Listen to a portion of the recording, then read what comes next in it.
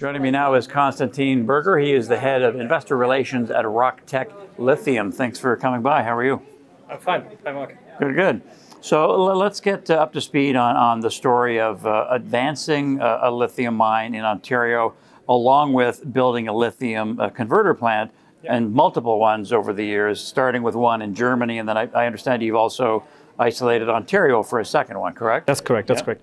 So we always said we're going to build 5 converter plants. So we have our mining project in Ontario. We started in Germany with the first converter plant because of the chemical know-how and engineering that you find in Germany, and also because of the recycling and sustainability partnerships that we are forging in Germany. Now, that plant in Germany is done with engineering. Permitting is imminent until the end of the year, so it's shovel ready. And so now we have these 40 engineers in Germany that we can now transfer onto a Canadian converter. And by our accounts, we probably can transfer 80% of the knowledge that we have in Germany onto the Canadian site.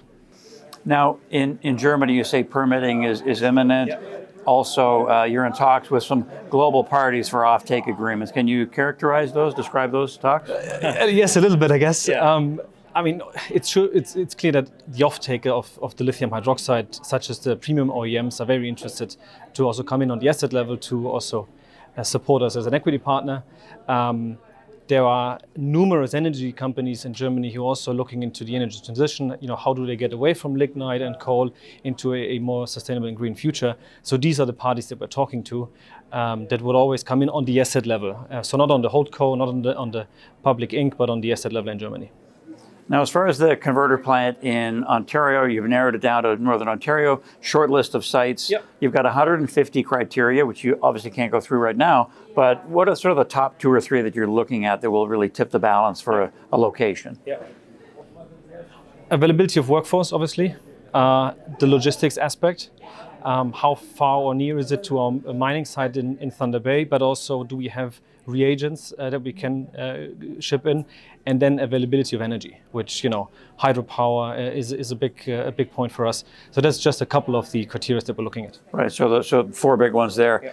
All right, so the long-term strategy, building out a sustainable mine, and I'm talking about out to say 2030, for example, and then these multiple low-carbon converters, and also, which I think you may have touched on or not, but you also want to get into recycling lithium too. Maybe at some point, 50% of it's going to be recycling the lithium, correct? Yes. I mean, there's a couple of points here. So the mine, hopefully by 2026, end of 2026, will come into operation, because the integrated strategy with the second converter plant in Ontario obviously depends on our mine site in Georgia Lake. We want to do that as sustainably as possible. We want to use recycled material. What's happening currently is that the battery recyclers are taking cobalt, manganese out of the black mass, but they're left with the lithium, with the lower grade lithium, and they're looking for someone to offtake that, which is then us, right? So yes, we're going to start with spodumene in our converters, but at a certain point we can take in lower grade recycled lithium materials. And also we're looking at bringing in midstream materials such as, lithium sulfates and other things, which then would mean that we don't need the pyro part, but then only the hydro part of our refineries. And then that really closes the loop on lithium and makes it a sustainable story. We're also looking into a zero waste strategy. So by our accounts, we can probably utilize 95% of the residues that come out of the production in the cement, gypsum, and construction industry. So sustainability really is at the heart of what we do, because we always said we want to have a transparent lithium supply chain in the Western world, so North America and Europe.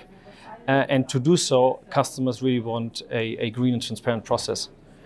So Tech Lithium has said before that they think, you think that you're ahead of other exploration companies, in large part because you have this converter component, this technological component, and you think, like a lot of companies in this market, that you're undervalued. So who doesn't think that? Exactly right. Pretty well every CEO.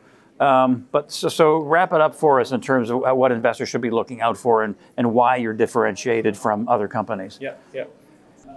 So we have these 2 assets, the mine and the converters, and both of these assets have multi-million-dollar valuations. I mean, we can't go into that because it's within the equity process that we're running. But both of these assets have a much greater valuation than our market cap currently. That's why we think, our market cap on the TSXV is only giving a limited picture of what the value really is of the company. So that's why we think when looking at RockTech, it's a very interesting story, because we're coming from the refinery side, and our engineering depth and our depth in terms of steps that we've already made is probably 1 to 2 years ahead of competition when it comes to refineries. We'll be following along. Thanks for the insight and update today. Pleasure. Thank you. Okay, thank you, Konstantin. Konstantin Burger, Head of Investor Relations for RockTech Lithium.